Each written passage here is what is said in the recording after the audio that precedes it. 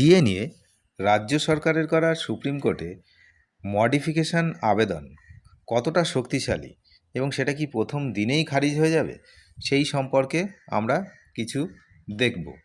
এই ভিডিওতে আমরা কিছু বিষয় নিয়ে আলোচনা করব যে রাজ্যের করা যে মডিফিকেশন আবেদন আসলে কতটা শক্তিশালী, মডিফিকেশন আবেদন আদৌ গ্রহণযোগ্য কিনা বিস্তারিত আমরা এই ভিডিওতে একটু দেখে নেব। ডিএ সংক্রান্ত মামলার রায়ের যে মডিফিকেশন আবেদন করেছে রাজ্য সরকার, এই মডিফিকেশন আবেদন নিয়ে উঠছে নানা প্রশ্ন। কর্মীদের মনে একটাই প্রশ্ন, রাজ্যের এই আবেদন কতটা শক্তিশালী, নাকি প্রথম দিনেই এটা খারিজ হয়ে যাবে। মডিফিকেশন আবেদনের ভিত্তি কতটা দুর্বল সেটা আমরা প্রথমে দেখি। এই যে মডিফিকেশন আবেদন, এটা অত্যন্ত একটা দুর্বল ভিত্তির উপরে দাঁড়িয়ে রয়েছে। এর পেছনে বেশ কিছু গুরুত্বপূর্ণ কারণ রয়েছে যা সুপ্রিম কোর্টে রাজ্যের অবস্থানকে অনেক দুর্বল করে দিতে পারে। কি কি না, যে সময় চাওয়ার যে যুক্তি, সেই যুক্তির অভাব হয়েছে। কেমন আমি বলে দিচ্ছি। রাজ্য সরকার ডিএ প্রদানের যে নিয়মাবলী তৈরির জন্য আরও 6 মাস সময় চেয়েছে সুপ্রিম কোর্টের কাছে। বলেছে যে ডিএ তারা দেবে, কিন্তু 6 মাস সময় লাগবে, আর এই মুহূর্তে দিতে হলে তারা সুপ্রিম কোর্টে জমা রাখবে। কিন্তু বিষয়টা মনে রাখতে হবে যে 2017 সালে স্যাট এই নিয়ম তৈরির জন্য রাজ্যকে 3 মাস সময় দিয়েছিল। 2017 সালে, এটা 2025 সাল, প্রায় 6 বছর পরেও একই কারণে আবারও সময় চাওয়াটা রাজ্য সরকারের ব্যর্থতাকেই কিন্তু প্রকাশ করবে। এই যুক্তি আদালতের কাছে টিকবে কিনা সেটা দেখার। দ্বিতীয়ত, সুপ্রিম কোর্টের নির্দেশ অমান্য। আপনারা জানেন গত 16ই মে 2025 তারিখে এই সুপ্রিম কোর্ট 6 সপ্তাহের মধ্যে বকেয়া ডিএর 25% মিটিয়ে দেওয়ার নির্দেশ দিয়েছিল। সেই সময়সীমা শেষ হয়ে গেছে, পালন করেনি। তো বরং সময়সীমা পেরিয়ে যাওয়ার পর 27শে জুন মডিফিকেশন আবেদন করেছে, যা আদালত অবমাননার শামিল হতে পারে।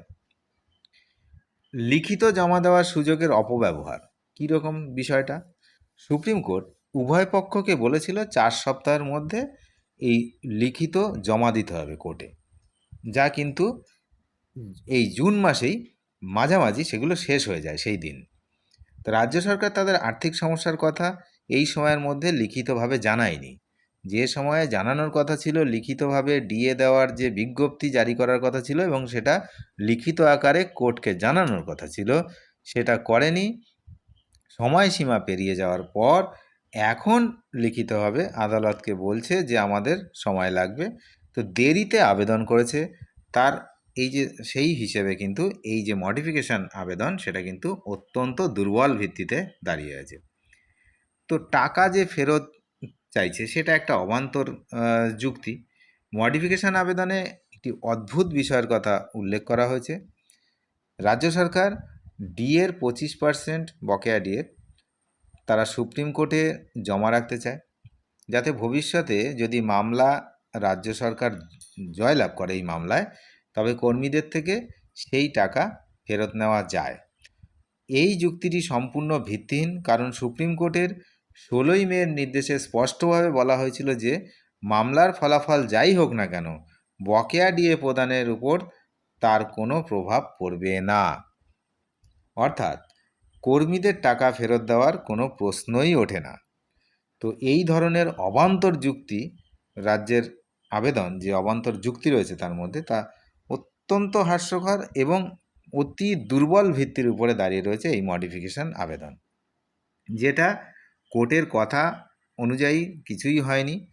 সমস্ত রূপ যে কাজকর্ম সবই কোর্টের এগেনস্টেই হয়েছে।